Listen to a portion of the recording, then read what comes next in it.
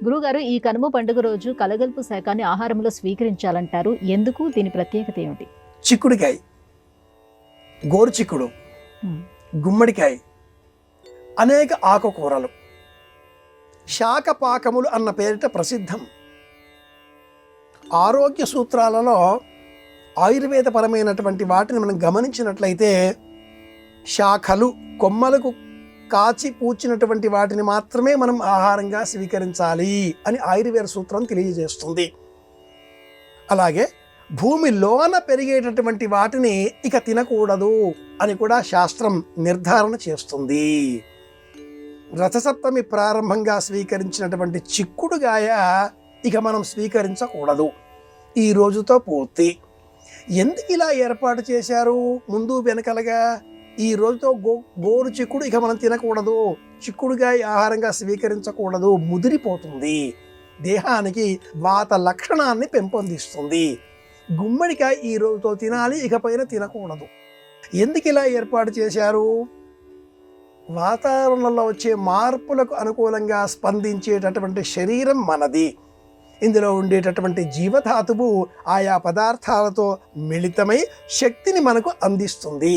ఈ శక్తి మనకు ఓజోవంతం కావాలి, అంతేకాని మంద శరీరంగా మార్చకూడదు. మందకొడి శరీరం కాకూడదు, వాత శరీరం కాకూడదు.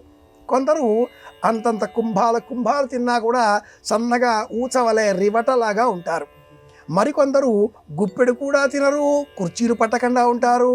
కారణం ఏమిటి?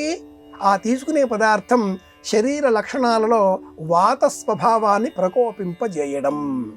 వాత, పిత్త, శ్లేష్మ, సన్నిపాత, జ్వర, క్షయ, పాండు, పుష్ఠ, శూల, అతిసార, ధాతుక్షయ, వ్రణ, మేహ, భగంధరములు అనేటటువంటి ద్వాదశ విధానాలుగా ఉండేటటువంటి రోగకారక లక్షణాలను అష్టాంగ హృదయం వివరిస్తుంది కదా. ఇందులో వాత లక్షణాలు మళ్ళీ 3.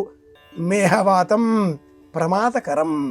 ఈ కారణం చేతనే ఏం తినకపోయినా కూడా వాళ్ళు స్థూలంగా మారిపోతూ ఉంటారు. వారు ఏం చేయాలి? ఈ కనుమ పండుగ నాడు ఔషధ రూపంలో కాయలు, కూరలు కలిపిన వంటకాన్ని తినాలి. కొన్ని ప్రాంతాలలో ప్రత్యేకంగా కంద, బచ్చలి అనే వాటిని కలిపి వంట చేస్తారు.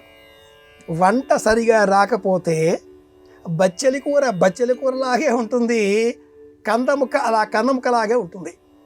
నైపుణ్యంగా రెండింటినీ కలిపేటటువంటి అనుకూలత ఆ ఇల్లాలికి వస్తే ఆ ఇల్లు ఆరోగ్యదాయకంగా ఉంటుంది. ఈ పరీక్ష పెట్టేటటువంటి రోజు ఈ రోజు కనుమ, కలగూర అంటారు.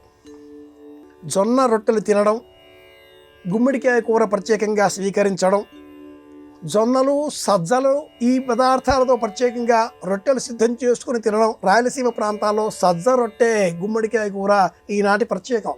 కర్నూలు, కడప, రాయలసీమ ఈ ప్రాంతాల్లో సజ్జ రొట్టెలు తప్పనిసరిగా తింటారు. మిగతా ప్రాంతాలన్నిటా కూడాను బియ్యం పిండితో చేసిన రొట్టె పైన నువ్వులని అద్ది నువ్వుల రొట్టె అన్న పేరిట అంత వెన్న రాచుకొని స్వీకరిస్తారు.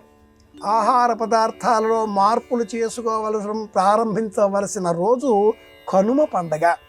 ఇందుకే ఈ కలగూర అన్న పేరిట అన్నింటినీ కలిపి సమతౌల్య స్థితిని ఈ దేహానికి అందించే విధంగా సంప్రదాయం. ఇలా ఆహార పదార్థాలలో చేసుకోవలసిన మార్పులను సూచించే నిమిత్తమే ఈ కలగూర అనే లక్షణం.